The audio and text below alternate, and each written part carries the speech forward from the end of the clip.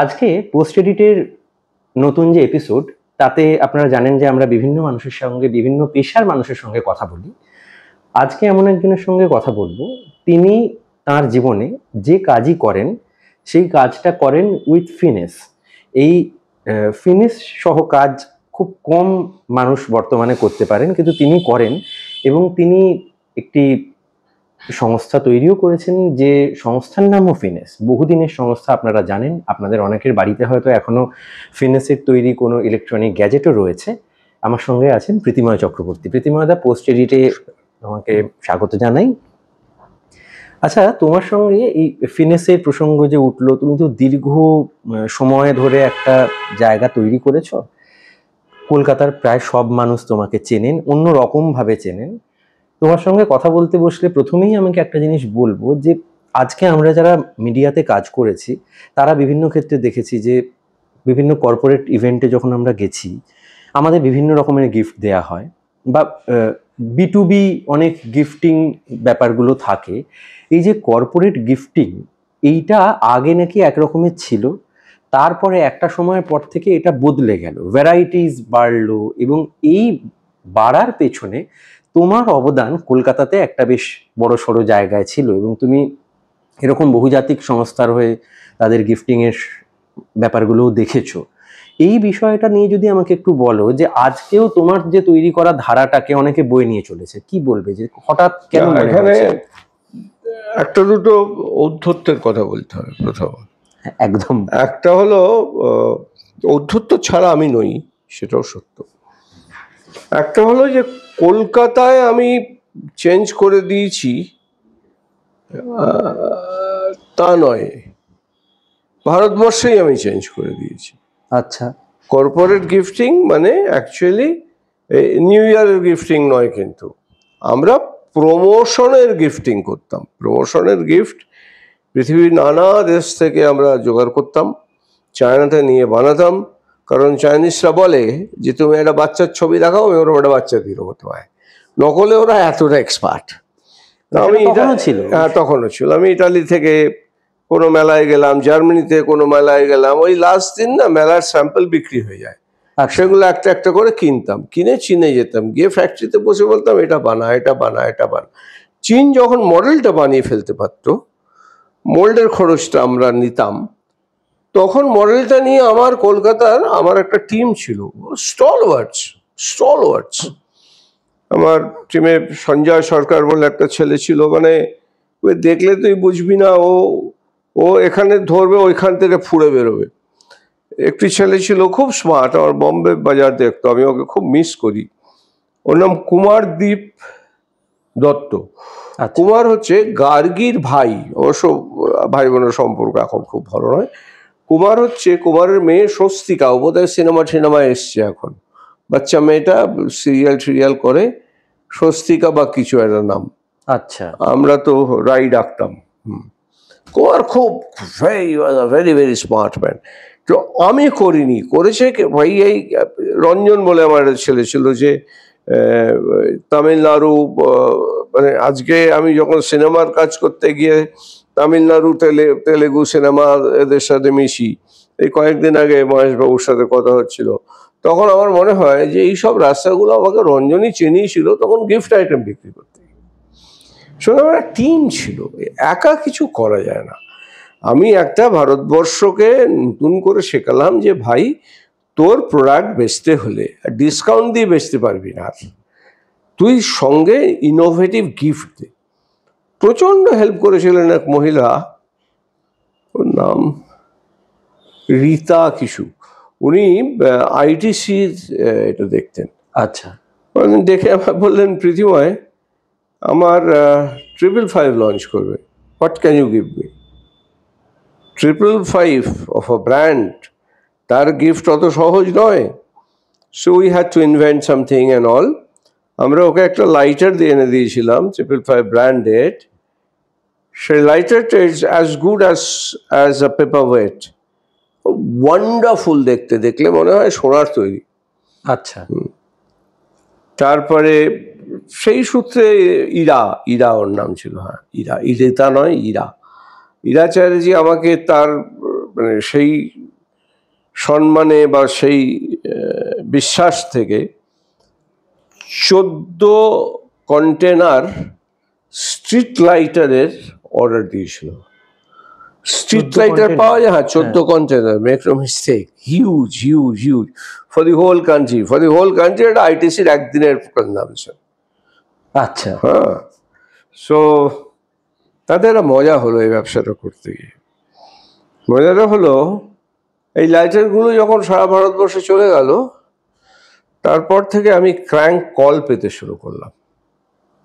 মার দেগা, খোল দেগা। তা আমিও একইভাবে উত্তর দিতাম, তেরা বাপ को लेके आ, हम देखते हैं कौन किसको मारता है। আমি জানতাম যে আমার গায়ে হাত দিবে যে লোকটা, সে তো খবর নিয়ে দেবে, আর খবর নিলে আমার গায়ে কেউ হাত দেবে না অবভিয়াসলি। আর খবর না নিয়ে যদি কেউ হাত দেয়, সে থেকে যাবে। আমার হাতে থেকে গেছে এই ইতিহাস তো পুলিশের রেকর্ডেই আছে, তো আমার কি এসে গেল তার। তো কিন্তু তাতে আমার বাড়ির লোকজন একটু ভয় পেয়ে গেল।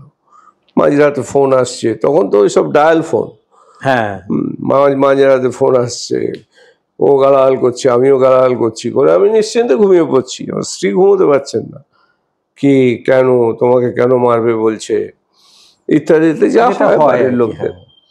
তো আমি গিয়ে ইরাকে বলেছিলাম, ইরাই বলে, that music you have to face, you have created the guitar, music তো ইউ হ্যাভ টু ফেস।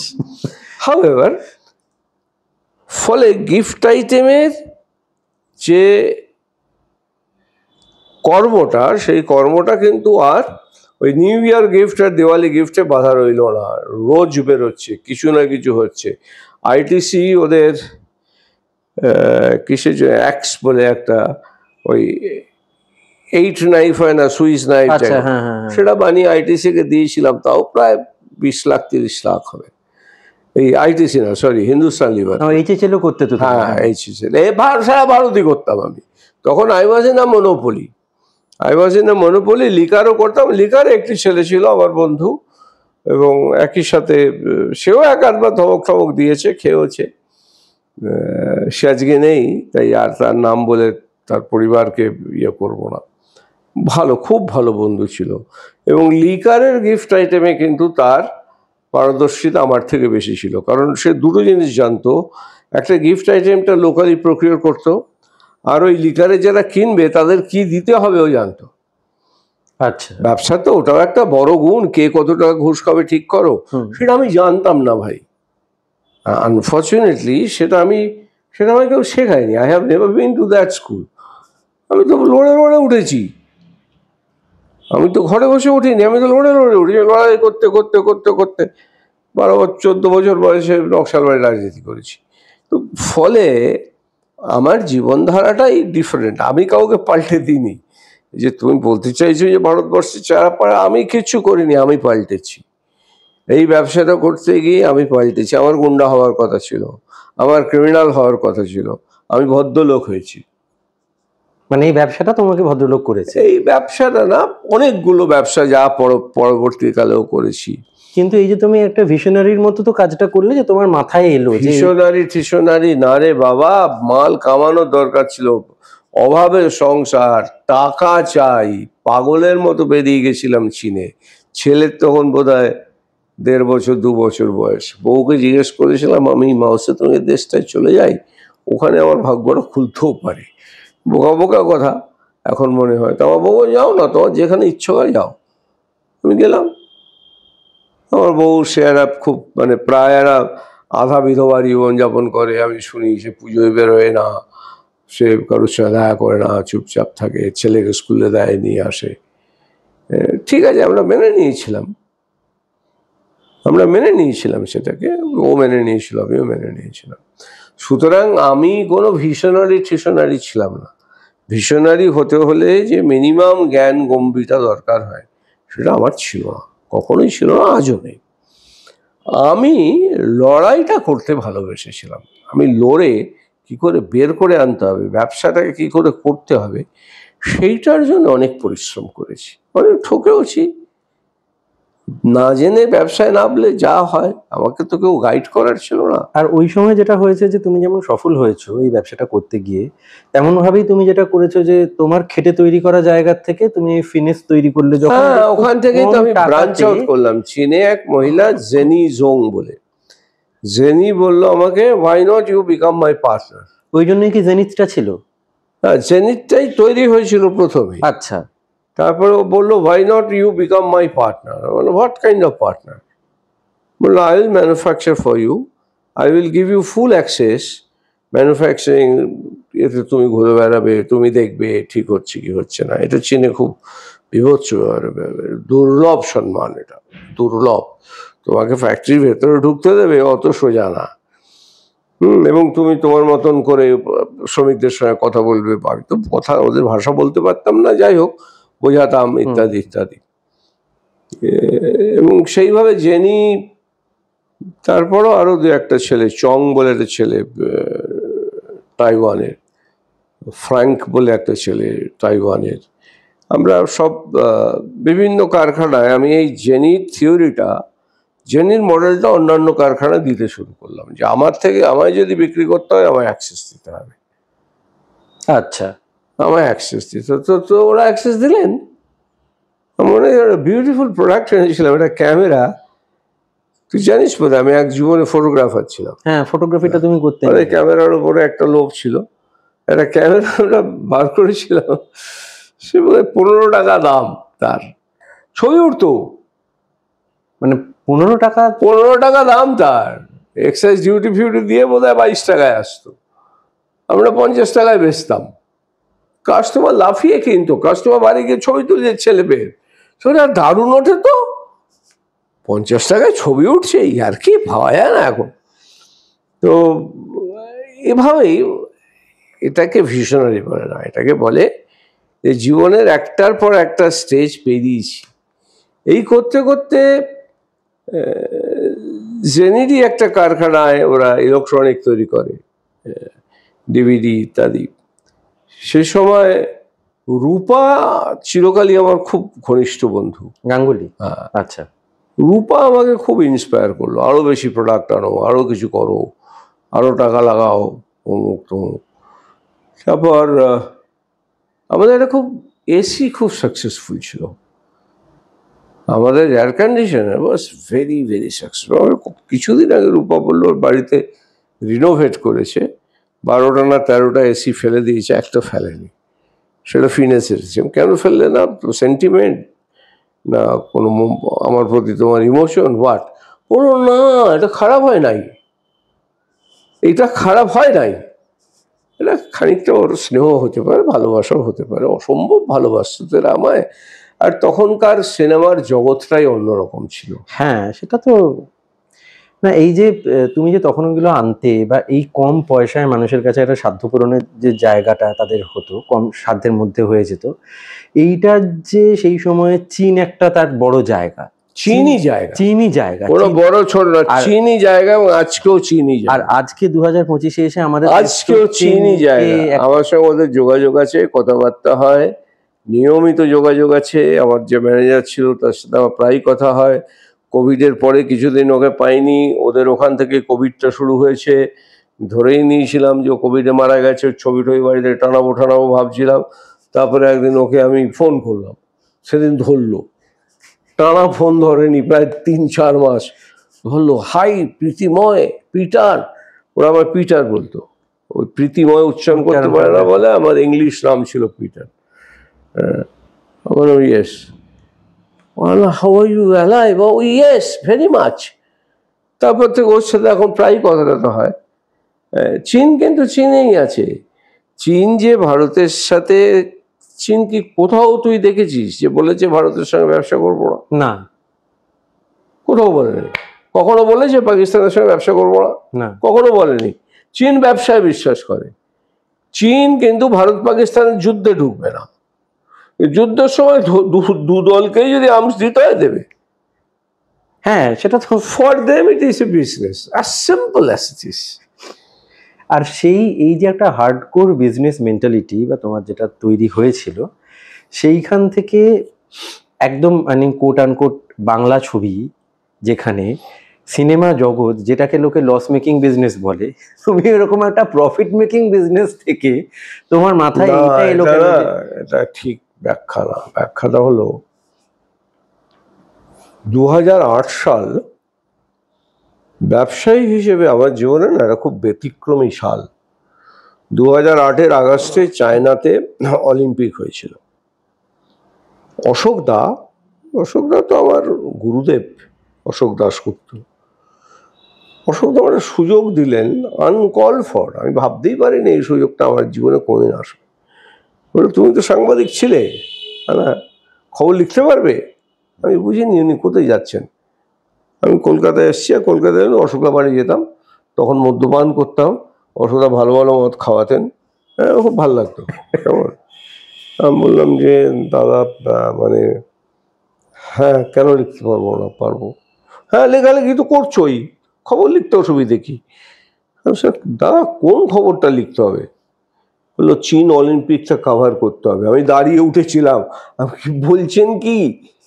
বুঝছে, হ্যাঁ আজকালের হয়ে তুমি চীনের অলিম্পিকটা কভার করবে, রাজি আছো? দেখ, আজকেও যদি অশোকদা কোনো হুকুম করেন, আমার হিম্মত নেই যে আমি বলবো রাজি নেই। আর সেদিন তো আমি খুশি ছিলাম, মানে খুশিতেই রাজি ছিলাম। বললাম হ্যাঁ দাদা রাজি আছি। বললেন যে ঠিক আছে, তাহলে তোমার অ্যাক্রিডিটেশন অ্যাপ্লাই হয়ে যাচ্ছে। মানে এটা বোধহয় অলিম্পিক শুরু হওয়ার 1 মাস আগে, মানে সেই সময় অ্যাক্রিডিটেশন পাওয়াটাও ডিফিকাল্ট। অশোক দা অ্যাক্রিডিটেশন অ্যাপ্লাই করলো, অ্যাক্রিডিটেশন এলো দিল্লিতে। সুজন পার্লামেন্ট করছিল। অশোক দা পার্সোনালি সুজনকে ফোন করে বললেন যে সুজন আমার হাতে সময় নেই, প্রীতিময় পরশু বেরিয়ে যাবে, তুমি কবে আসছো? আমি কাল আসছি দাদা। বলে তুমি একটু ওর অ্যাক্রিডিটেশনটা তুলে নিয়ে আসবে। সুজন রাজি হলেন। তখনকার রাজনীতির লোকগুলো একটু ডিফারেন্ট ছিল তো, একটা তো সুজন কোনো স্বার্থ ছাড়াই রাজি হলো। এখন এটা কাউকে বলতে গেলে সে মাল চাইবে, হ্যাঁ। এবং আমি সুজনের প্রতি খুব কৃতজ্ঞ সে কারণে। সুজন এসে আমাকে ওটা ধরিয়ে দিল, আর আমার চাইনিজ ভিসাটা খোলা ছিল ফরচুনেটলি। আমার বোধ হয় 5 বছর না 10 বছরের ভিসা ছিল। চলে গেলাম অলিম্পিক কভার করতে।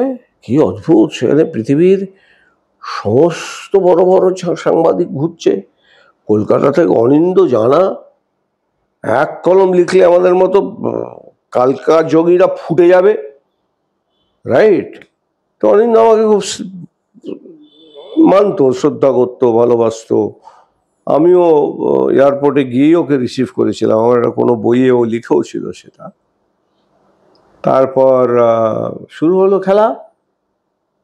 অলিম্পিক কভার করে ফেললাম 2008-এর আগস্ট। 2008-এর নভেম্বরে পৃথিবীময় সবচেয়ে বড় রিসেশনটা হলো।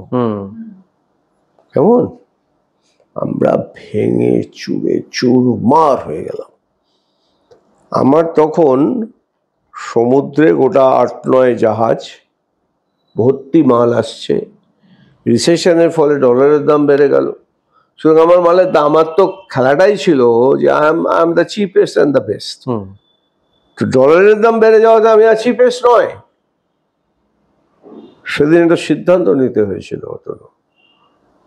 সেদিন বাড়িতে বসে না অফিসে বসে এমন করে বসে ভেবেছিলাম যে এই যে জাহাজগুলো আসছে, তারা এলে আমার কি ক্ষতি, আর না এলে আমার কি ক্ষতি। মানে কত টাকার ক্ষতি, কত কোটি টাকার ক্ষতি। আমি দেখলাম এই মালগুলো ছাড়াবো না, ভাঁড় মেয়ে যায় জীবন। অনেকবার গেছে আমার জীবন, তো অনেকবার ভাঁড় মেয়ে গেছে, আমার কি এসে গেছে, আমি আবার ফেরত চলে এসেছি। তো এই সিদ্ধান্তটা নিয়ে এসেছিলাম আমার এক বন্ধুর বাড়িতে, সেও নেই। যিশু দাশগুপ্ত নাম শুনেছিস তোরা? তখন বাংলা টেলিভিশনের বাপ, বাপ একদম, যা ধরছে তাই সুপারহিট। যিশুদা বললাম, যিশুদা এই সিদ্ধান্ত নিয়েছিলি, এটা ভালো সিদ্ধান্ত নিয়েছি। এই তুই জমি কিনেছিলি না? 12 কাঠা জমি পড়ে রয়েছে, যেখানে পারপাস স্টুডিও ওখানে ওটা 12 কাঠা জমি ছিল। কি করবি জানি, ভেবেছিলাম বাংলা করে থাকবো, এত টাকা পয়সা কামাচ্ছি, তো কামানো বন্ধ হয়ে গেল। আরো জমি কেন, তারপর স্টুডিও কর। বিশ্বাস কর তনু, যিশু প্রতি সপ্তাহে একটা কাগজের প্যাকেট করে টাকা পাঠাতে হয়। আমি প্রথম 2-3 সপ্তাহ গুনেছি 8 লাখ 10 লাখ, তারপরে আর গুনিনি। ও পাঠাচ্ছে, আমি নিচ্ছি, তখন তো আমার দরকার, পার্পেল তৈরি হচ্ছে। পরে যিশুর এই টাকা শোধ করতেও আমার খুব বেগ পেতে হয়েছে। ততক্ষণে তো আমি এই বাংলা সিনেমা স্ট্রিমে ঢুকে পড়েছি, ব্যবসা নেই, পার্পেল আছে, ব্যবসা নেই। বোম্বা না করেছিল, বোম্বা নিজের গাড়ি চালিয়ে, বোম্বাটা খুব ক্যালকুলেটিভ, আগে কিন্তু না না, বোম্বা নিজের গাড়ি চালিয়ে প্রায় ভোরবেলা চলে আসতো পার্পেলে, এসে কতটা উঠলো। এই ছেলেটা না অদ্ভুত ছেলেকে বোঝা খুব মুশকিল। ফিল্মের বাইরে কিছু তো করলেও না, না না, ভেবে গেল একে বোঝা মুশকিল। ফিল্মের মধ্যে এর এত শত্রু মিত্র আছে। আমিও এক এক সময় বোম্বার বিরুদ্ধে এত ফালতু কথা বলি, খারাপ কথা বলি, এবং সেগুলো সব কটা সত্য। কিন্তু বোম্বা মানুষ হিসেবে না, ওরা ওরা টেরিফিক জায়গা আছে, টেরিফিক জায়গায়। আমি জানি তো, এসে আমায় বলছে, দাদা এসব কি করছো, পাথর লাগাচ্ছ? বোম্বা পাথর তো লাগবেই। আমার তখন পকেটে টাকা আছে, চীনের টাকা, যিশুর টাকা, সব মিলিয়ে আমি তখন বড় লোক। এর মধ্যে ব্যাংক টাকা দিতে রাজি হয়েছে। বোম্বাকে কে পাত্তা দেয়? কালকা ছোকরা সিনেমা করে ভাগ, হ্যাঁ পাথর ফাথর লাগবে। বললো, দাদা গো পয়সা ফেরত পাবে তো? টালিগঞ্জ পাথর দেখেছে ওরা? তুমি ভীষণ মিন। আমার এখনো মনে আছে, আমি ওর সঙ্গে যতবার দেখা হয় ক্ষমা চাই। কি পারফেক্ট কথা, কি ভালো, কত বড় ওয়েল উইশার ও আমার কত বড় ওয়েল উইশার। আমি বললাম যে না, এরকমই চলবে বোম্বা, যা বানাবো সারা ল্যাভিশ বানাবো। বললো, ল্যাভিশ তো নিজের জন্য বানাচ্ছ না, তুমি যাদের জন্য বানাচ্ছ তারা কি ল্যাভিশের পয়সা দেবে? আর চলো দেখা যাবে। বোম্বা কিন্তু আশা বন্ধ করেন। তারপর আসতো, না এই স্টুডিওটা একটু বেঁকা হবে, না এই জায়গাটা একটু সোজা হবে, চোখের দেখা দেখেই বলতো। পরে আমি আর্কিটেক্টকে বলতাম, আর্কিটেক্ট চেক করতো। আমার বোম্বার প্রতি একটা অসম্ভব কৃতজ্ঞতা আছে, কিন্তু অসম্ভব। প্রসেনজিৎ চ্যাটার্জির ব্যক্তি, প্রসেনজিৎ চ্যাটার্জির জীবনে যদি কিছু দরকার হয় আর আমি যদি খবর পাই, আমি পৃথিবীর দুভাগ করে দেবো ওর কাছে গিয়ে দাঁড়িয়ে যাবো, নো ডাউট অ্যাবাউট ইট। ও এখনো আমার স্টুডিওতে এলে আমি রীতিমতো গিয়ে দেখা করি। ও একটু লজ্জা টজ্জা পায়। একদিন গিয়ে দেখা করেছি, হ্যাঁ কেমন আছো কেমন আছো, কাকাবাবু শ্যুট করছিল। তারপরের দিন আমি আবার গেছি। ও কাকাবাবু তোমার ওখানে শ্যুট? হ্যাঁ, তারপরের দিন আমি আবার গেছি। তো বলছে, দাও তো একটু, আমার টিম তোমার সঙ্গে আলাপ করতে চায়। বলে ওর ছেলে মেয়েগুলোর সঙ্গে আলাপ। আমার ভালো লাগলো, ইয়াং ছেলে মেয়েগুলো। তারাও দেখলো একটা ব্যর্থ বুড়ো, তাদেরও খারাপ লাগেনি নিশ্চয়ই। বুড়ো চূড়ান্ত ব্যর্থ, জীবনে অনেক চেষ্টা করে কিছুটাই করতে পারেনি। যাই হোক, তো পার্পেলটা করা কিন্তু যিশুর ইন্সপিরেশন, প্র্যাকটিক্যাল ইন্সপিরেশন, মিঠুনদার সাপোর্ট। মিঠুনদা ওই আরেকটা লোক কিন্তু। আর এই যে তুমি মানে পার্পল নামটা দিলে কেন?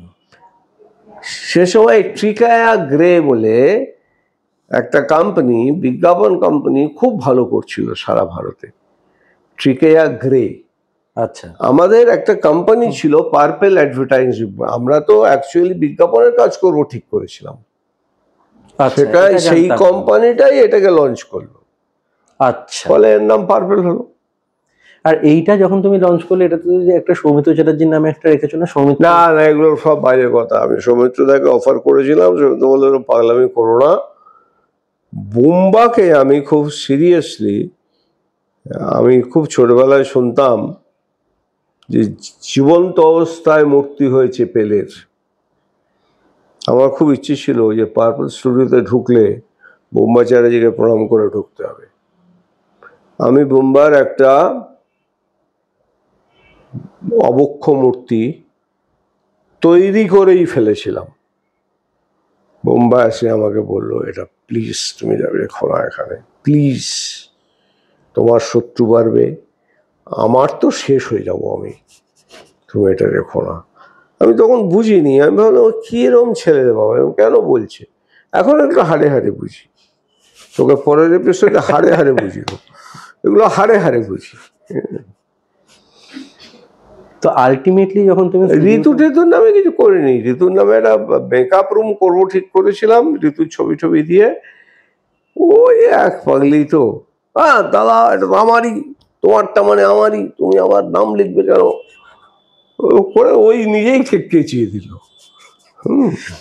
কিন্তু তুমি যে জায়গায়, মানে আমি রামোজি ফিল্ম সিটির পরে যদি বলি যে প্রপার জায়গা, সেটা তো রামোজি বাবু তাই বলে, এবং এখনো তো তাই, রামোজি বাবু এসেছিল, এখনো তাই, এখনো তাই। এখন এরপরও আরো 100 বছর পর সিনেমার অবস্থা যেখানে যাচ্ছে, কোনো গাধার আমার মতো করে টাকা ইনভেস্ট করবে না। কিন্তু তুমি যে আলটিমেটলি যে স্বপ্নটা দেখেছিলে, যে তোমার হয়তো মনে হয়েছিল যে এটা আবার একটা ফিল্ম ক্যাপিটাল হোক বা এই জায়গায় এসে শুটিং, দেখ সেটা আমার কিন্তু আজও মনে হয়, জানিস তো, যে কলকাতা শহর পার্পেল না, মানে নট পার্পেল প্রিসাইসলি, কলকাতায় সিনেমা করার যে সম্ভাবনা আছে ভারতবর্ষের কোথাও নেই। কিন্তু সেই তোমার যে স্বপ্নটা আলটিমেটলি তো সফল হলো না।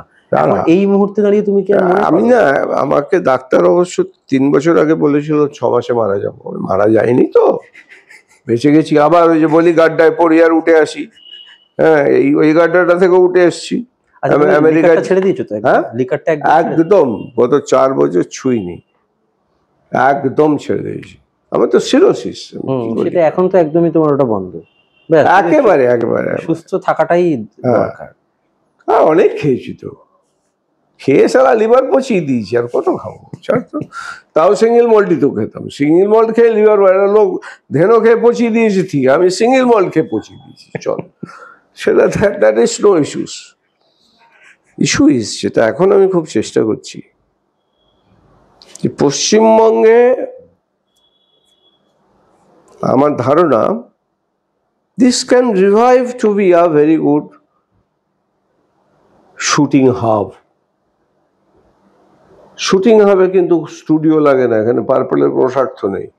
বম্বে থেকে যে লোকটা তোর এখানে সিনেমা বানাতে আসবে, তার স্টুডিওটা সে বম্বেতে করেই আসবে। আউটডোরের জন্য এখানে আসবে, আউটডোরের জন্য এখানে আসবে। এখানে আউটডোরের সুবিধা কি, তোর পাহাড়, সমুদ্র, জঙ্গল, বিভিন্ন কমিউনিটির মানুষজন সব এখানে আছে, এবং খুব শর্ট ডিস্টেন্সে কভার করা যায়, খুব শর্ট ডিস্টেন্সে কভার করা যায়। কিন্তু আমি জানি না, এই যে ইউনিয়নের ঝামেলা ইত্যাদি শুনি কাগজেও পড়ি, তাতে আমাদের লোকরাই এটাকে শুটিং করতে পারছে না। ফেডারেশনের চাপ এত বেশি, শুনছি আমাদের লোকরাই শুটিং করে, কেউ তো বেরিয়ে গেছে, কি সব হচ্ছে।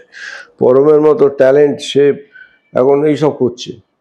পরমের তো করা উচিত ছিল শুধু সিনেমা, আর কিছু না, বিয়েটাও না, শুধু সিনেমা, গানটাও না, শুধু সিনেমা, ওটাই তো জানেও, শ্রেষ্ঠ জানে। কিন্তু আজকে ওকেও বাধ্য করেছে এই অবস্থা। একদম। আমি সুধীর 3টে ছবি করবে, নিখিল একটা ছবি করবে, মানে হিন্দি ছবি, এখানে হিন্দি ছবি। শোন, এখানে শুট হলেই তো আমার এখানে ভালো হবে, আমার রাজ্য একদমই। হ্যাঁ, আমার সাথে কিন্তু, আমি অন ক্যামেরাই বলছি, আমার সাথে স্বরূপের কথা হয়েছে এটা নিয়ে। স্বরূপ কিন্তু আমার বললো যে প্রীতিমাদা, তুমি বম্বের লোকদের আনো, আমি তোমার কথা দিচ্ছি, যদি পুরো ছবিটা বেঙ্গলে হয়, পুরোটা 2 সিন হলে হবে না, তাও তো 1 সিন সুধীর করেছে, ওর একটা সিরিজ আসছে সামনে তার, আচ্ছা, তাতেও স্বরূপ খুব সাহায্য করেছে। সুধীর নিজে ওকে হোয়াটসঅ্যাপে ভিডিওতে পাঠিয়েছে, স্বরূপ থ্যাংক ইউ ভেরি মাচ বলে। তারপরে সুধীর 3টে ছবি করার সিদ্ধান্ত নিয়েছে। বলছে তুমি যা বলবে তাই, টার্মস কন্ডিশনস বসে আমরা ঠিক, we will work it out.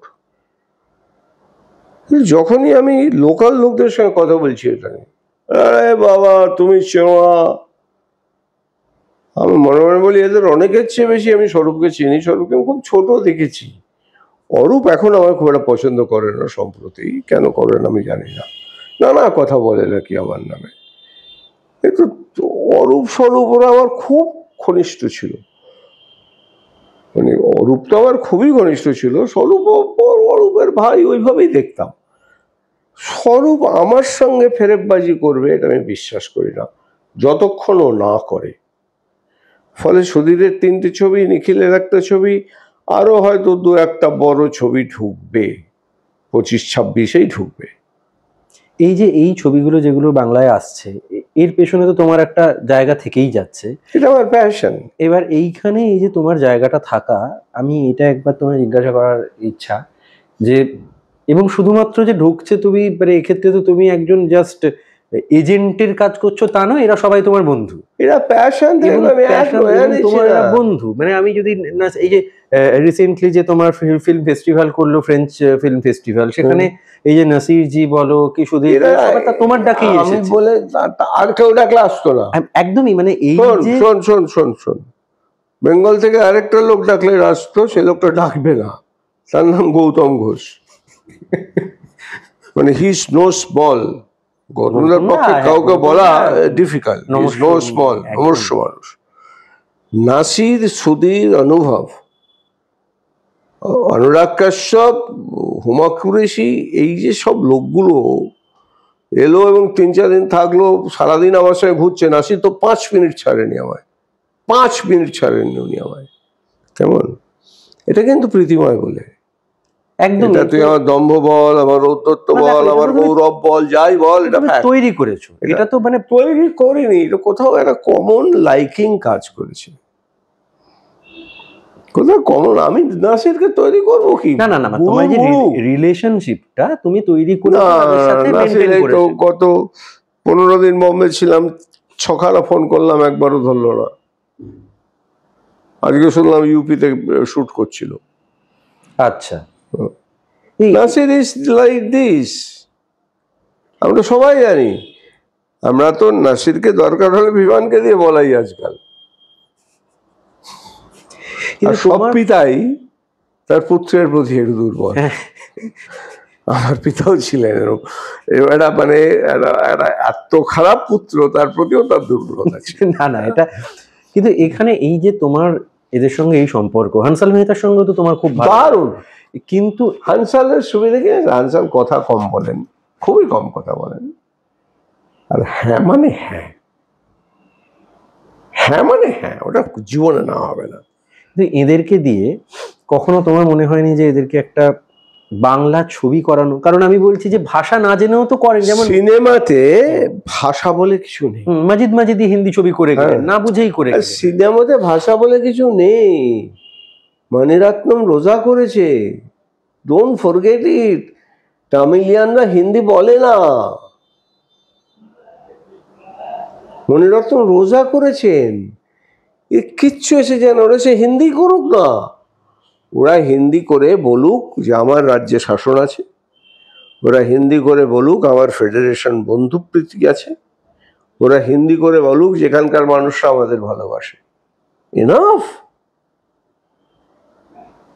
আর এই যে অভিনেতাদের ক্ষেত্রে আমি যদি বলি যে এখানে তো দেখেছি আমাদের ঋতুদা থেকে শুরু করে অনেকেই মুম্বাইয়ের, ঋতুদাই লাস্ট যিনি মুম্বাইয়ের কেউ খুব মানে প্রমিনেন্সি থাকার সময় তাকে এনে কাস্ট করেছে, যেভাবে ঋতুদা ঐশ্বর্য রায়কে ছবি বিক্রি করার জন্য। ঋতু বোকা ছিল না। হ্যাঁ, কিন্তু ঋতু বোকা ছিল না। বাকি অনেকের ক্ষেত্রে ঋতু আমার খুব ঘনিষ্ঠ বন্ধু ছিল, আমি ঋতুকে হাড়ে চিনি। আমাদের ব্যাচে মানে আমি, ঋতু, অঞ্জন, সঞ্জয়, মানে Sanjay Bunty, memories in March. আচ্ছা, হ্যাঁ, আমাদের মধ্যে সবচেয়ে ইন্টেলিজেন্ট ছেলে ছিল ঋতু, সবচেয়ে ক্রিয়েটিভ তো ছিলই, ওটা নিয়ে প্রশ্নই নেই। সবচেয়ে ঋতু বুঝতো যে ছবিটায় নন্দিতা দাসের সাথে কথা পাকা হয়ে গেল, পাঠ করে একদিন সকালবেলা নন্দিতাকে ড্রপ করে ঐশ্বর্য রায়কে দিয়ে ছবিটা করিয়ে চলে গেল। নন্দিতা খুব দুঃখ পেয়েছে, নন্দিতা এবারও বলেছে আমাকে, নন্দিতা আমাকেও বলে, এবারও বলেছে প্রীতিময়দা তুমি থাকতে কিন্তু এটা হয়েছে। আমি জানি ঋতু কি। সুতরাং ঋতুর বম্বের স্টারকে নিয়ে আসার মধ্যে কোনো সিনেমা নেই, ওটা কোনো সিনেমার স্বার্থে নয়, ওটা বিক্রির স্বার্থে। কিন্তু বাংলা ছবিতে বলিউডের অভিনেতাদের অভিনয় করার যে কালচারটা, এটা তো দীর্ঘদিনের রয়েছে। তোমার খুব মানে একদম ভাইয়ের মতো আমরা জানি যে মনোজ বাজপেয়ী, মনোজ ভাইয়ের মতন আমার ভাই। হ্যাঁ, তো মনোজ বাজপেয়ীকে তুমি একবার কেন এত কেন? প্রথমত মনোজ এত ব্যস্ত। এবারে আমি বম্বেতে ছিলাম, আমি ওকে ফোন করে বললাম যে ভাই আমি बॉम्बे में है, दादा 3 दिन में फोन करता है। 3 দিনের দিন ফোন করলো, दादा आज कैसे हो? हम बोला खाली है, बैठे? হ্যাঁ চল बैठता है। সকালবেলা আমরা ঠিক করলাম 11টায় বসবো, ম্যাক্সিমাম 11:30 11:15 অব্দি গল্প করে বেরিয়ে যাবো। আমারও একটা দুটো পারপাস ছিল ব্যক্তিগত। আমরা উঠলাম 1:30টার সময়, দু ভাইয়ে খালি আড্ডা, এই কথা সে কথা, আর মনোজের জীবনটা তো প্রচুর কিছু আছে, এনএসটি, নকশালবাড়ি, সব মিলিয়ে মনোজের সাথে আমরা টেরিফিক মিল আছে। এই ছেলেটা এত ব্যস্ত, পরের দিন দিল্লি চলে গেল শুট করতে, নীরাজের ছবিটাই করছে। এই ছেলেটাকে আমি কেন বদার করবো? চল বাংলা ছবি করবি, চল। আমি জানি বাংলা ছবি বাঙালি দেখে না। ওই দেখো আবার তুমি এটা অন্য কথা বললে, এখনই আশা ছিল তোমার মনের মধ্যে। কি আশা থাকলেই বা দ্য ফ্যাক্ট ইজ দিস, তুই একটা ব্যস্ত লোককে নিয়ে এটা করতে পারিস না। তুই একটা ব্যস্ত লোককে ভাবে আটকে, সেও আটকাবে না, হিজ প্রফেশনাল, সেও আটকাবে না। তোকে যদি বলিউডের অ্যাক্টর দিয়ে কাজ করাতে হবে, গোবিন্দাকে দিয়ে করাক না কেউ, বেচারার হাতে কাজ নেই, এত ভালো অ্যাক্টর। সুনিতা রোজ বলছে লোকে পলিটিক্স করেছে, এ করেছে, সে করেছে, সুসু করেছে, অমুক করেছে, তমুক করেছে, সে বলেই যাচ্ছে। ঠিক বলছে, ওর ব্যথা পেয়েছে বলেই তো বলছে। গোবিন্দা একটু সরল ছিল এদের মধ্যে। মিঠুনদাকে দিয়ে তো অনেকেই বাংলা ছবি করাচ্ছে। যখন মিঠুনদা ফুল ফ্লেজের হিন্দি ছবি করছে, তখন কি ওর সময় হতো বাংলা ছবি করার? হতো না। তাহলে মনোজ বাজপেয়ী যখন ফুল ফ্লেজের হিন্দি ছবি করছে, তখন তুই তাকে বাংলা ছবি করতে বলছিস কেন?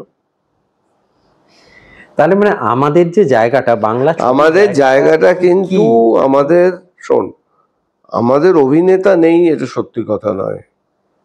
বাংলায় অভিনেতাদের মধ্যে এখনো আমার তো মনে হয় জিৎ ইজ ফ্যান্টাস্টিক। খাকি দেখলে? খাকি দেবের ওইটা দেখেছিলাম, ওই চ্যালেঞ্জ নাকি বক্সারের, যেটা করে রাজের চ্যাম্প, টেরিফিক অভিনয় করেছিল। এরা কিন্তু গিভেন দেম দি অপরচুনিটি, বুম্বা প্রচুর ভালো ছবি করেছে, করেনি তা না, আমি যদিও ওর অ্যাক্টিং এর বিরোধী। হাউএভার ওর অ্যাক্টিং এর বিরোধী না, আলটিমেটলি আমি ভাবি ওর choices of the stories should have been more pedigreed, এটা আমার মনে হয়, জানি না। কিন্তু আমাদের এই অ্যাক্টাররা, দে আর গুড অ্যাক্টার্স, তাদের জন্য ছবি আটকাচ্ছে না। আমাদের টোটাল ইঞ্জিনিয়ারিংটা নেই। শিবুর ছবি বিক্রি হয় কেন বলতো? বড় অ্যাক্টার আছে, বড় লেখক আছে, দুর্ধর্ষ নেটওয়ার্কিং আছে, অপূর্ব মিডিয়া আছে। শিবু কিন্তু সব মিলিয়ে একটা ইনস্টিটিউশন। এগেন এই শিবু আমার পছন্দ করে না, ক্যামেরায় বলছি, কিন্তু আমি জানি সব মিলিয়ে হি ইজ এন ইনস্টিটিউশন। ওর ছবি যাবে। প্রথমত মানুষের সেন্টিমেন্টটা বোঝে, পালসটা বোঝে। হ্যাঁ, এটা খুবই দরকার। পালসটাকে জড়াতে হবে। তোর ডিস্ট্রিবিউশন নেটওয়ার্ক, তোর অমুক, তোর প্রডিউসার, তোর এগুলো মানে অনেক কিছু ইনভলভ। আমি তো নিজে কয়েকটা ছবি করেছি, কুড়োতে করে মার খেয়ে রাস্তার মাঝখানে পড়ে গেছি। কারণ আমি পরে বুঝেছি 3টে ছবি করার পরে, যে the transfer of story from story board to celluloid it's a huge journey, and I don't know this journey. হ্যাঁ, ওই জার্নিটাতেই অনেক কিছু তৈরি হয়, অনেক কিছু ওটাই জার্নি, ওটাই মেইন জার্নি, ওটাই জার্নি, ওই জার্নিটা শিবু এক্সপার্ট। আর এই যে এই কথায় তুমি যেটা বললে যে অপূর্ব মিডিয়া আছে মাঝখানে, যেটা বললে, আমি এই মিডিয়ার কথাতে আসি যে তোমার মিডিয়ার মানুষদের সঙ্গে খুব ভালো সম্পর্ক। আমি ছিলাম মানে এই যে জায়গা, আমি 82 সালে স্টেটসম্যান ছেড়েছি। তুই 82 সালে জন্মেছিস? 82 সালেই জন্মেছি। ওই দেখ, মানে যদিও বা আমার জন্মটা তোমার স্টেটসম্যান ছাড়ার কারণ নয়, তবুও মানে আমার 82 সালেই জন্ম। আমার যেটা বলার, যে তুমি ওই যে জার্নিটা বাংলা ফিল্ম সাংবাদিকতাও করেছে প্যারালালি বাংলা সিনেমার সাথে সাথে, সেই জার্নিটাও তুমি দেখে কোথায় রঞ্জন দা, কোথায়? Show me one more Ranjan Banerjee. আজকের যে বাংলা কেউ নেই আজকের দিনে। আমাকে একটা রঞ্জন ব্যানার্জি দেখা, যে লোকটা সাহিত্য জানতো, যে লোকটা টেরিফিক পড়াশোনা, যে লোকটা সিনেমা বোঝে, অ্যাক্টিং জানে। তোর কেশবিন্যাস ঠিক হলো কিনা রঞ্জন দা লিখতে পারতো। Show me one more Ranjan da. কোথায় সাংবাদিক? বাংলা সাংবাদিক কোথায় ভাই? গৌতম, গৌতম সাংবাদিক ম্যানেজার, ভেরি গুড এডিটর। আমি ওর আন্ডারে লিখেছি দু একবার আনন্দবাজারে। শালা জান বার করে দেয় মায়েরি, একেবারে জান বার করে দেয়। কিন্তু Gautam is not Ranjan da. Even Suman da যদি চেষ্টা করতো সিনেমা সাংবাদিকতা করার, রঞ্জন দার কেড়ে আঙুলের যোগ্য হতে পারতো না। সুমন দা, অনির্বাণ দা কেউ পারতো না। রঞ্জন দা ইজ আ মডেল। আমার সঙ্গে রিসেন্টলি কথা বন্ধ আছে, আমি একটা জায়গায় ডেকেছিলাম, যাইনি, ওই ফ্রেঞ্চ ফিল্ম ফেস্টিভ্যালে যাইনি। তুমি নেমন্তন্নে যাওনি, ওদের সাথে কথা বলবো না। ঠিক আছে, একদিন বাড়ি যাচ্ছি, গিয়ে মিটিয়ে নেবো বলেছে আমায়। হ্যাঁ, না রঞ্জনদার লেখার আলাদাই কি লেখা, কি পড়ালেখা জানিস লোকটার। রঞ্জনদার সাথে বসে নিয়ে ওই লেখা কে লিখতে পারতো? আর মণিভৌমিক তো পয়সা দিয়ে লেখা, কিন্তু ওই যে লেখাটার ও তো পারে, ও তো সাহিত্য জানে বলে পারে।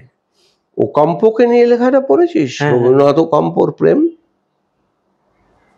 কোথায় নিয়ে গেছে গল্পটাকে। মানে আনট্রু স্টোরি। হ্যাঁ, এইগুলো he made it believable. মানে রঞ্জনদা যখন লেখেন তখন রঞ্জনদাকে রবীন্দ্রনাথের সমসাময়িক মনে হয়, যে রবীন্দ্রনাথকে প্রেম করতে দেখেছে। একেবারে প্রেম করতে না, প্রেমের ওপরটাও দেখেছে। মানে এটা তো ফ্যাক্ট। তো সেই জায়গায় তোমার মতে আজকে কি মানে ফিল্ম নেই, বাংলাতে নেই। ইংরেজিতে খানিকটা আছে, শৈবাল চ্যাটার্জি দিল্লি থেকে লেখে, বাংলায় নেই। রঞ্জনদা হওয়া ডিফিকাল্ট। তুই যদি আজ থেকে 20 বছরের মধ্যে রঞ্জনদা হয়ে যেতে পারিস, থ্যাংক গড ফর ইট। তুই তো এত পরিশ্রম করছিস, তোকে তো আমি সব জায়গায় খেয়াল করি, পাগলের মতো বসে আছিস, শীত আঁকড়ে ছাড়বি না। ভালো গুণ, খুব ভালো গুণ। কিন্তু রঞ্জনদা একটা এক্সেপশন। আর ওই এক্সেপশনটা দেখে বাংলা সাংবাদিকতার ধারাবাহিকতা, বাংলা সাংবাদিকতার মাপ, তার ধর্ম, এগুলো তৈরি হয়েছিল। ফলে আমরা যারা রঞ্জনদা পড়ে উঠেছি, তাদের তার কিছুই ভালো লাগে না। গৌতমেরও লাগে না। শুনে নে, আমি বলছি তোকে, ক্যামেরায় বলছি। গৌতমকে জিজ্ঞেস কর যে আপনি আর রঞ্জনদা, তোকে মেরে বাড়ি থেকে তাড়িয়ে দেবে। But he is a fantastic editor, fabulous editor. R sports জার্নালিজমে 5টা রঞ্জনদা গুণ করলে যা হবে, একটা গৌতম তাই। একদমই, no doubt about it. Greg Chappell সৌরভের তো মতওয়ানি ছবি করছে না সৌরভকে নিয়ে, আমাদের বিক্রমাদিত্য মতওয়ানি। ও বলছিলাম একদিন যে গ্রেগ চ্যাপেলের চিঠির কথা বলে, দাদা কলকাতা আরাও। হ্যাঁ, গৌতমদার কাছে খনি আছে, দারুণ খনি আছে। মানে and he is ready to give. ওর একটা বই পাঠিয়েও দিয়েছে মতওয়ানিকে আমার থ্রু দিয়ে, 1 century is not enough. সৌরভের যেটা মানে বায়োগ্রাফিটা, 1 century is not enough. খুব ভালো বই, খুব ভালো বই।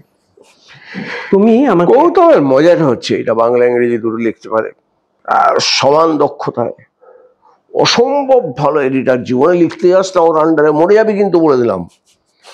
আমার জানকে আমি একদিন বললাম, mind you Gautam, we are friends.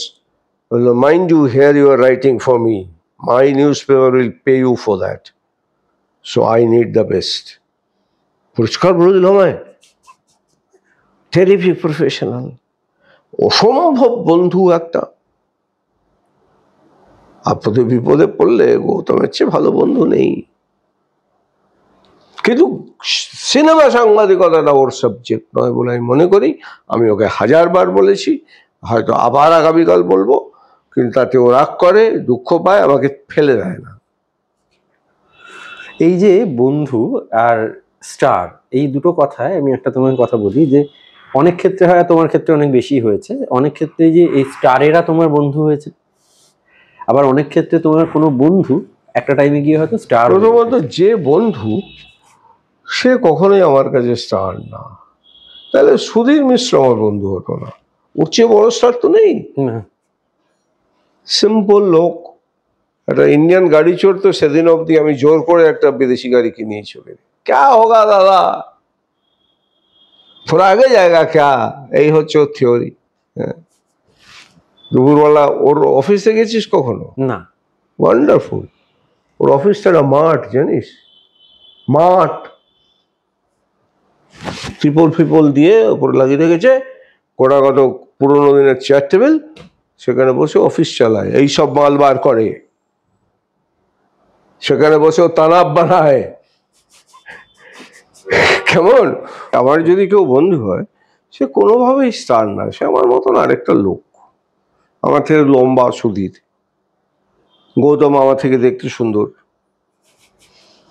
এটা কেউ স্টার না আমার কাছে, কেউ না। জিৎ, মানে প্রীতিমা কি লাগবে বলো, দেব, আমি যদি দেবকে এখন ফোন করে বলি দেব সন্ধ্যাবেলা রাতে বাড়িতে পার্টি করছি, আসবি, হি মাইট কাম। রক্ষিণী, ঋতুপর্ণা দাদা বলতে অজ্ঞান, এরা কেউ আমার কাছে স্টার না।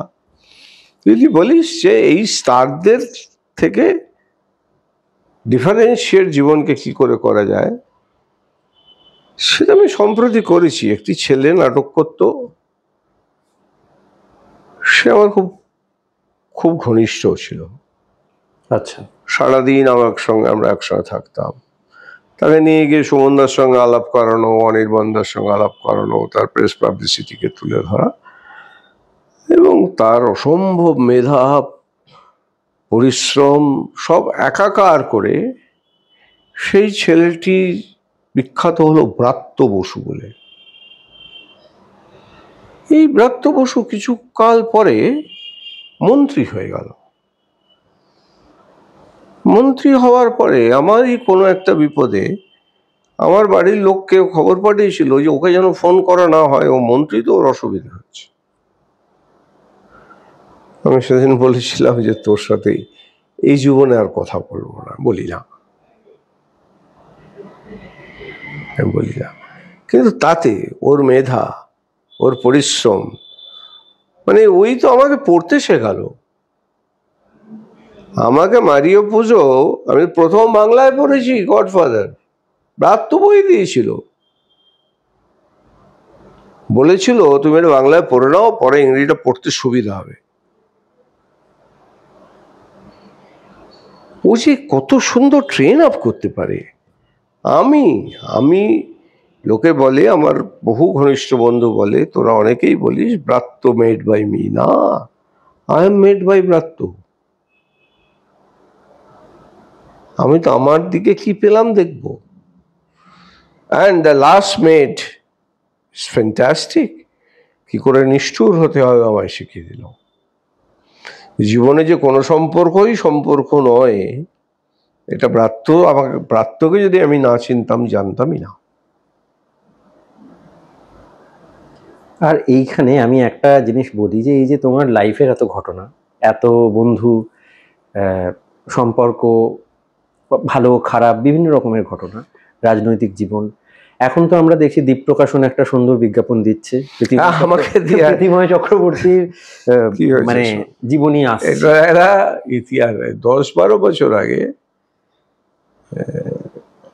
আমি একটা বই লিখেছিলাম আমার 51 বলে, তখন শঙ্করদা দ্বীপ চালাতো, শঙ্কর মণ্ডল। হ্যাঁ, শঙ্করদা আমাকে একটু বেশি পার্সিয়ালিটিও করে, সন্দেহ হয়, বেশি ভালোবাসে আমাকে।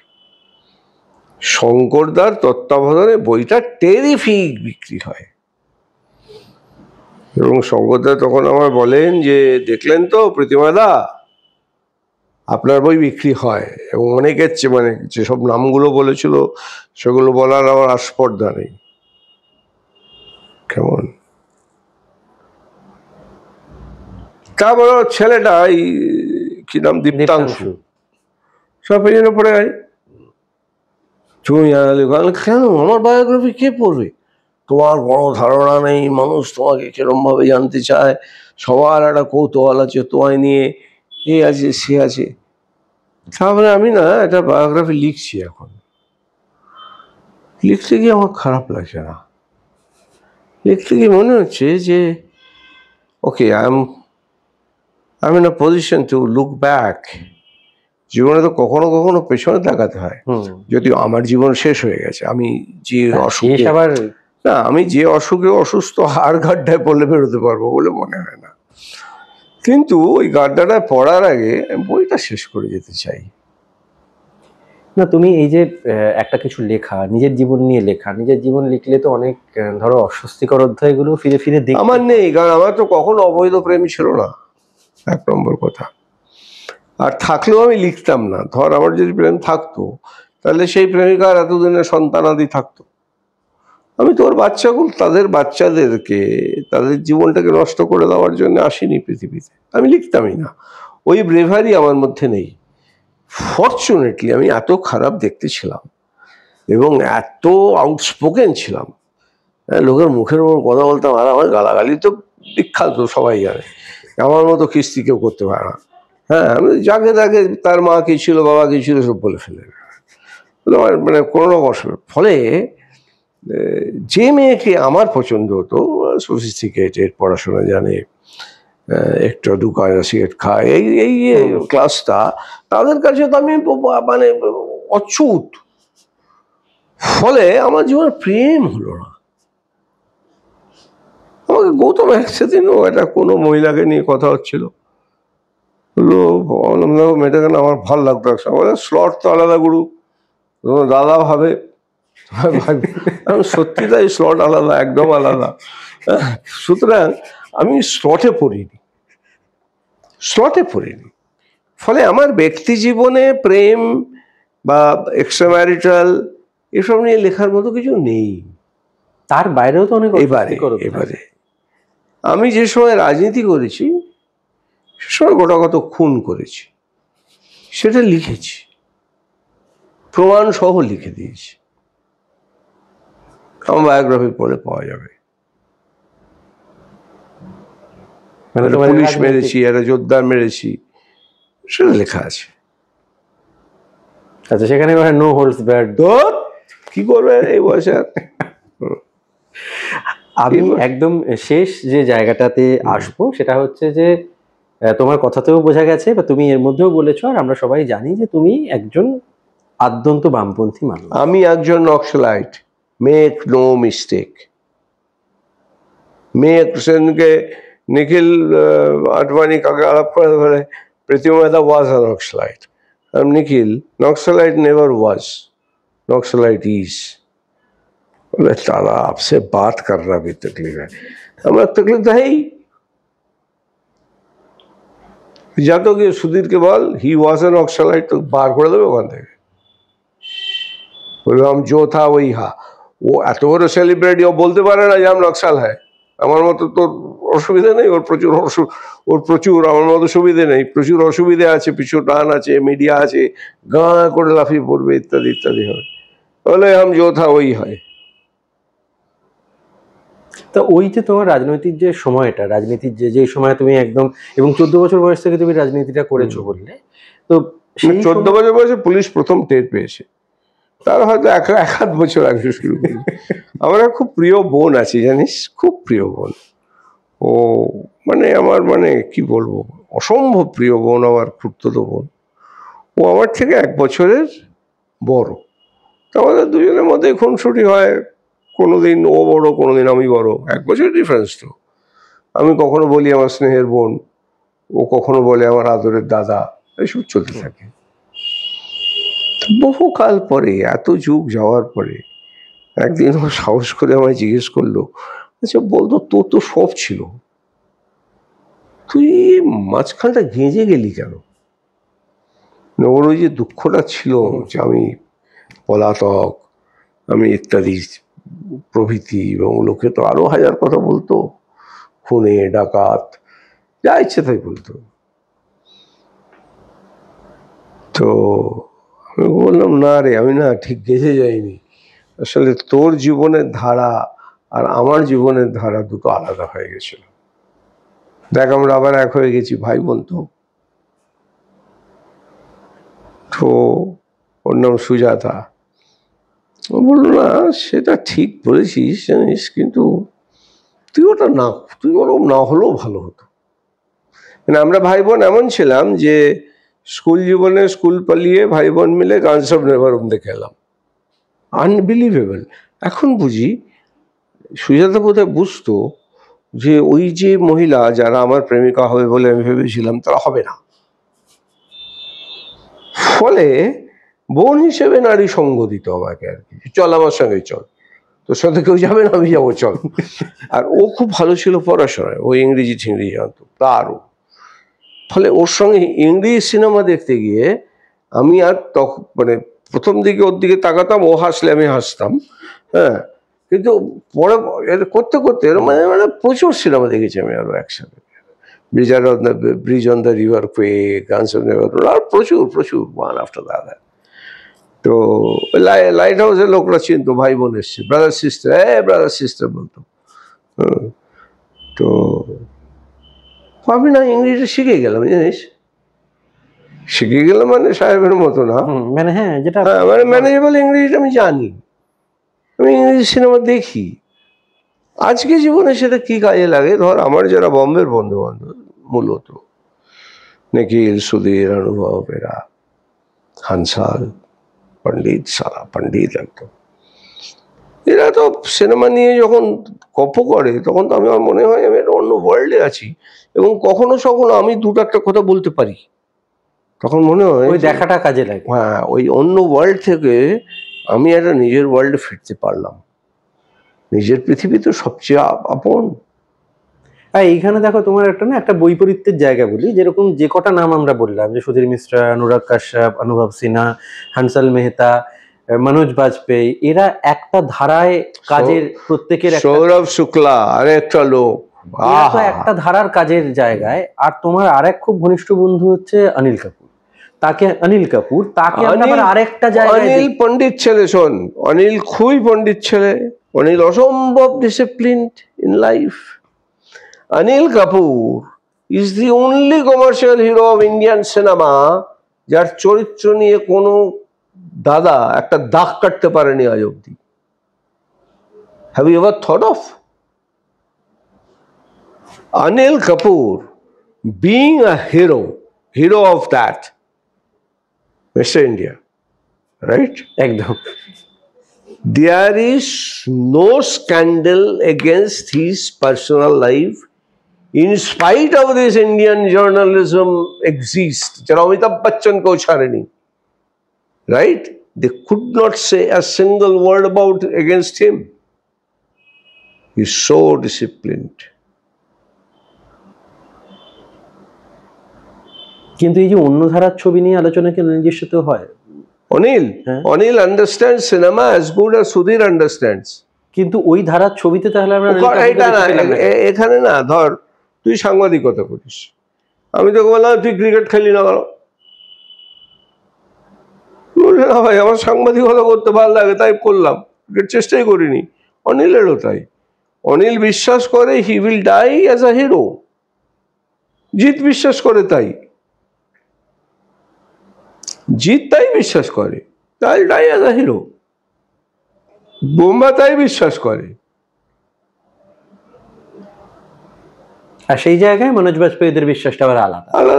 मनोज मने करे भाई हम मनोज वाजपेयी होके ही मरेगा, हम प्रतिमा चक्रवर्ती नहीं होगा, इट इज फैक्ट। এই যে অনিল কেন সুধীরের ছবি করলো না,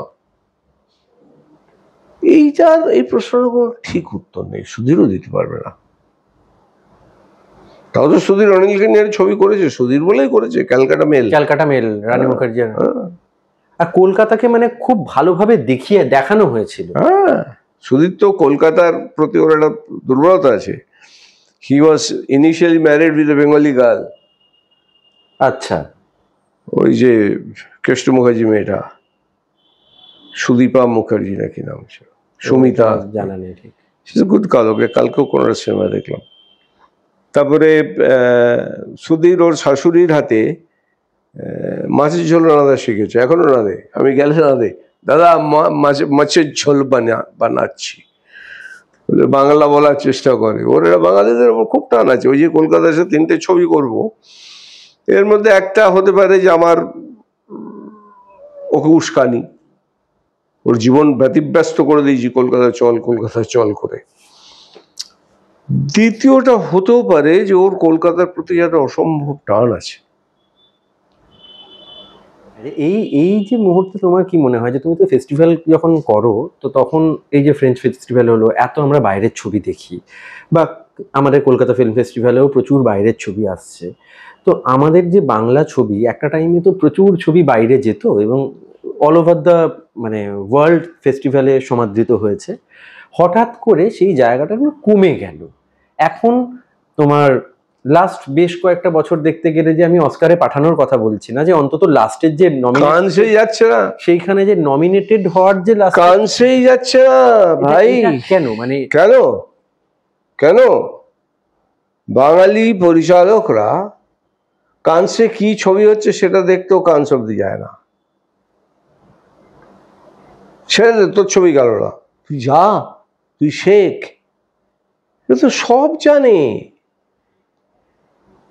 তোকে আমি লিখে দিই আমার অভিজ্ঞতা শোন। আমি সুধীরকে নিয়ে, সুধীর, কে চিত্রাঙ্গাদা, প্রীতিশদা বেঁচেছিলেন, প্রীতিশদা, আমরা পার্পেলে হাজারো খয়াসি আইসির একটা ওয়ার্কশপ করেছিলাম। পূর্ব ছবি। হ্যাঁ, সেই ওয়ার্কশপে বাংলার যেসব পরিচালকরা কাজ টাজ করে কেউ যায়নি, ওরা জানে তো, ওদের চেয়ে বেশি কেউ জানে। তারপরে 40 বছর রমেশ সিপ্পিকে দিয়ে করালাম, কেউ যায়নি, সব জানে ওরা। বম্বেতে যা, যে কোনো এই জাতীয় অনুষ্ঠানে দেখবি অনুরাগ কাশ্যপ বসে আছে, যে সবচেয়ে বেশি জানে। ঘুরতে ঘুরতে দেখবি মনোজ, আমার পরিচিত একটি মেয়ে, কলকাতারই মেয়ে, এখন বম্বেতে খুব ভালো কাজ করছে। ওটা নাটক করেছে ওখানে। আমি বললাম কোন আয়া থা? अंकल सब आया था, सुधीर जी आया था, अंकल मनोज जी आया था, अनुराग जी तो था ही। ভাবা যায় এটা? আমাদের এখানে এই সিস্টেম, কালচারাল ডিফারেন্স। আমরা মরে গেছি রে, উই আর ডেড পিপল। আমরা আর বিশ্বাস করি না যে আমরা পারবো। তাহলে আমরা কানসে যেতাম। গৌতম ঘোষ এখনো যায়, একদমই। এবছরও গেছে। এবছরে আমার স্বাস্থ্যের কারণে আমার বাড়ির লোক আমার যেতে দেয়নি। আমি তো খোঁজ নিয়ে নিয়েছি কে কে গেছে, কে কি করছে। হ্যাঁ, গৌতমদা তো কেন যায়? গৌতমদা বিশ্বাস করে ও কিছু জানে না, ও শিখবে। আর যারা যায় না তারা বিশ্বাস করে, তারা সব জানে, এটা ভাবে আরো।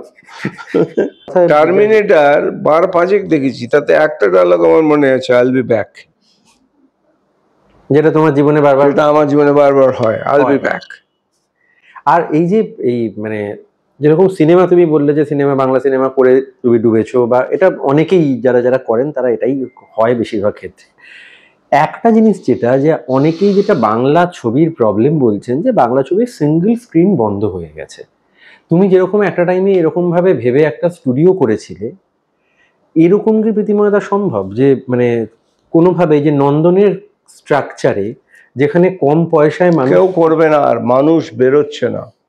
এর জন্যে অনেকগুলো ফ্যাক্টর দেয়। একটা হচ্ছে আমার ছবিতে সে জোর নেই যে আমি বাড়ি থেকে বেরিয়ে গিয়ে ছবিটা দেখবো। 2, আমার বাড়ির ভেতরে না ওটিটির 111টা চ্যানেল আছে। টাক টাক টাক টাক টাক টাক লাগাচ্ছি আর দেখছি। আমি জানি না যে বড় স্ক্রিনে অ্যাকচুয়ালি সিনেমাটা দেখা যায়, আমি জানি গল্পটা দেখলেই হলো। একদমই, এই যে গল্প আর সিনেমার যে পার্থক্য, এটা আমি জানি না, আমাকে শেখানো হয়নি ভাই, আমাকে শেখায়নি এটা। আজকে গৌতমদাকে বলছিলাম যে আমরা এখানে ছবিটা লঞ্চ করবো, সারা ভারতে একসাথে লঞ্চ হবে পরিক্রমা। আমরা বম্বেতে একটা স্পেশাল শো করবো। আজকেও কিন্তু আমাকে মেসেঞ্জারে লোকে জানতে চাইছেন যে রিলিজ কবে। তো আমি একটা বড় স্ক্রিনে গেলে, আমি একটা বড় সাউন্ডে গেলে, আমার একটা 6টা বক্স, একটা উফার। ছোটবেলায় যখন এই শালা বড় স্ক্রিন এলো, হ্যাঁ মনে আছে, মনে হতো আওয়াজ এখান থেকে বেরোচ্ছে, সেটা আমি আর নিতে রাজি না, আমি কম্প্রোমাইজ করে ফেলেছি। আমি ইংলিশ সিনেমাও তো এখন তুই ওখানে চালিয়ে দেখি আমরা। তুই ভাবতে পারিস ডি জ্যাঙ্গো টেলিভিশনে দেখছি, ইচ্ছে খারাপ কিছু হতে পারে? দেখছি এখন তো সবই টেলিভিশনে। তাও একটা সুবিধা যে এখন স্মার্ট টিভি হওয়ার ফলে লোকে টেলিভিশনটা কিছুটা বড় পায়, একটা ক্ল্যারিটি এসছে। হ্যাঁ, সিনেমা ফিলিং আসে, সিনেমা ফিলিং তো আসা, সিনেমা ফিলিং আসেনি, আসবেও না, আসবেও না। আমার এক বন্ধুর বাড়িতে গেছিলাম এবারে বম্বেতে, সে এখন কাজ করছে এআই নিয়ে। কি এআই বলে তো তাকে নাকি? শুনলে এরকম ঘাবড়ে ঘাবড়ে যায়। বললো না মানে কোনো ছবিতে ধরো 25টা গাড়ি একসাথে দৌড়বে, 300 ঘোড়া বা হোয়াট এভার, এআই হয়ে যাবে, খরচা বেঁচে গেল। এবং খরচা বাঁচিয়ে দেওয়াটা যে তোমার এআই কি অরিজিনাল হবে? বলা ইউ ক্যান টাচ সি, ও দেখালো সত্যি। তো বিজ্ঞানের উন্নতি, এই ওটিটিও তো বিজ্ঞানের উন্নতি একদমই। তাতে কি ওটিটির নেটফ্লিক্সের ওই ট্যাটকে অনুরাগের কারবার, অনুরাগ লিখেছে স্টুপিড টুপিড কি সব বলে দিয়েছে। স্টুপিড তো বলেনি, কি এটা বলেছে, শ্বাস বহু দিয়ে শুরু করলে ভালো। হ্যাঁ হ্যাঁ হ্যাঁ। তো এটা একটা অনুরাগ কাশ্যপ পারে, তাও তো আমরা ওকে রোজ গালাগালি করি, তোর সব কথায় কথা বলার দরকার। হ্যাঁ দাদা ছোড়ো তো। বেঙ্গলে এসছে, আমার কাছে এসছিল সেবার, এইবারে তো গন্ডগোলটা হলো। হ্যাঁ, এসে বললো বাংলা ছবি ঘাটিয়া হো গিয়া, রাইট? আমাকে কত বাঙালি দাদা এটা অনুরাগ কেন বললো? সত্যি তাই, আমি অনুরাগকে কালকে জিজ্ঞেস করবো যে এটা কেন বললো। আরে ও বললো ওর ইচ্ছা হলো বললো, তুই বলে দে না ঘাটিয়া হয়নি, প্রমাণ করে দে, তুই ছবি বানাচ্ছিস তো। আমরা তাতে রাজি না, আমরা মুখ চাপা দেবো। পলিটিশিয়ান হয়ে গেছি আমরা সব জায়গায়, এই বিরোধী দল মুখ চাপা দিয়ে দেয়। এই যে আমাদের একটা ট্রেনিং না, এটা কিন্তু বামফ্রন্টের আমল থেকে এই ট্রেনিংটা, এটা হঠাৎ মমতা ব্যানার্জি দায়ী না এটার জন্য। মমতা ব্যানার্জি এটাকে ক্লাসিক জায়গায় নিয়ে গেছেন, কেমন, আর খুব স্ট্রেট কাট মহিলা তো, जो होगा দেখা জায়গায় ভাই, আমি এটাই চাই, এটাই কর। এই ছাত্র আন্দোলনটা মমতা ব্যানার্জি ছাড়া কেউ তুলতে পারতো না, এটা ফ্যাক্ট। দেয়ারফর সিনেমা তো আমাদের প্রত্যেকটি প্রভিন্সে 2টো করে অনুরাগ কাশ্যপ চাই। ভেট্রি মারানের নাম শুনেছিস? ওই আরেকটা অনুরাগ কাশ্যপ, কিন্তু ডেঞ্জারাস। আর অনুরাগের মজা হচ্ছে, অনুরাগের এই যে লোকে বলে অনুরাগের ছবি বিক্রি হয় না, অনুরাগের ছবি চলে না, সত্যি তাই। ও তো চালানোর জন্য বানায় না, ছবির জন্য বানায়। অনুরাগ কাশ্যপ কলকাতা ফিল্ম ফেস্টিভ্যালের প্রেস কনফারেন্সে এসে নিজে বলে বসলেন যে আমার ছবি যখন পাইরেসি হলে আমি বুঝতে পারি যে লোকের এই ছবিটা নিয়ে একটা বাজ আছে। বলছে আমি চাই আমার ছবি পাইরেসি। তাও কেনেডি দেখেছিস, যেটা বাঙালি করেনি, কানসে কেনেডি দেখানো হচ্ছে, সুধীর গেছে দেখতে অনুরাগের ছবি, চেলার ছবি, first screen. The film is dedicated to Sudhir Mishra. Sudhir নড়ে গেছে। ওই গল্পটা সুধীর লিখেছিল, শুনেছিলেন, লিখে ফেলে দিয়েছিল। नहीं होगा। অনুরাগ তুলে নিয়ে যায়, গিয়ে কেনেডি বানায়। এসব ট্যালেন্ট কোথায় আমাদের কাছে? এই উদারতাই বা কোথায় যে গুরুকে মেনে নেওয়ার? একদমই সেটা নেই। সুধীর মিশ্র সেদিন বম্বেতে আমরা অনেক আড্ডা মারছিলাম, সব বিখ্যাত লোক, আমি তাদের মধ্যে একবারে কুখ্যাত অখ্যাত। কথা বলতে বলতে গৌতম দার ছবিটা নিয়ে কথা হচ্ছে, বলছে দেখো ভাই हम तो गौतम घोष को गुरु मानता है, गुरु है मेरा। সঙ্গে আরো 4টে লোক বললো हमारा भी साला वही गुरु है। প্রত্যেকটাই 100 বিলিয়নের লোক। গৌতম ঘোষকে বাংলা পাত্তা দেয়? গৌতম দার ছবি নিয়ে তো এটা তো প্রীতিময় দা যে কথা বললেন যে আমাদের এখানে ট্যালেন্ট কই, তা অবশ্যই প্রীতিময় দাও ট্যালেন্ট খোঁজেন, তো আমরাও সবাই মিলে আমি করছি এখন, আমি তো এখন I am trying my best. Mukesh ছাবরা সাথে আমি একটা কথাবার্তা বলেছি, আমি কলকাতার ছেলেমেয়েরা যারা ভালো অ্যাক্টিং করে তাদের বম্বে পাচার করছি, রীতিমতো কোনো পয়সা নিচ্ছি না। শুধু অ্যাক্টরদের পাচার করছো কেন, যারা লেখে তাদের পাচার করছো? দে না, আমি জানি না তো যে কে লেখে, ওখানে লেখা পাচার করতে পারবো। আমি দেখি মুকেশ আসছে আমার এখানে, একটা আমরা করবো, এটা তুই তোকে আগে খবর দিয়ে দিলাম। পার্পল স্টুডিওতে একটা মাস্টার ক্লাস হবে ভাই মুকেশ ছাবরা। বাহ। চার সাবজেক্ট গুলো আমি তোকে বলে দিই। Master class will cover basics of acting, audition process, mental health, and way to enter Bollywood, and conclude with question and answer. Bollywood এ ঢুকতে হলে মুকেশের চেয়ে বড় পণ্ডিত তো নেই।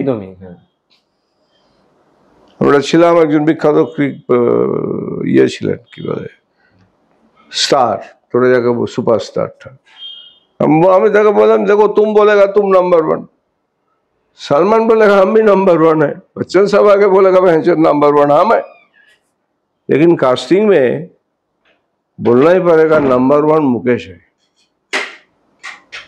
একদম, ওটা মানে একটা মানে আনডিসপিউটেড জায়গা ওখানে। তাহলে আপনারা শুনলেন যে খোলা মনে যে কথা বলার যে ব্যাপারটা, খোলা মনে কথা বলার জন্য সেরকম মানুষ পেলে সেটা সবসময় ভালো লাগে। প্রীতিময় চক্রবর্তী সেরকমই একজন মানুষ। আপনারা যারা পুরোটা শুনলেন তারা বুঝতেই পারলেন যে তিনি রাগ ঢাক করে কথা কখনোই বলেননি, আজও বললেন না। আবার একটা সম্ভাবনা তিনি উস্কেই দিলেন যে এরপরে আরেকটা এপিসোডে তার সঙ্গে আরেকবার আমাদের বসতে হবে। আপাতত এই এপিসোড শেষ করলাম। নমস্কার প্রীতিময় দা, তোমাকে অনেক ধন্যবাদ সময় দেওয়ার জন্য।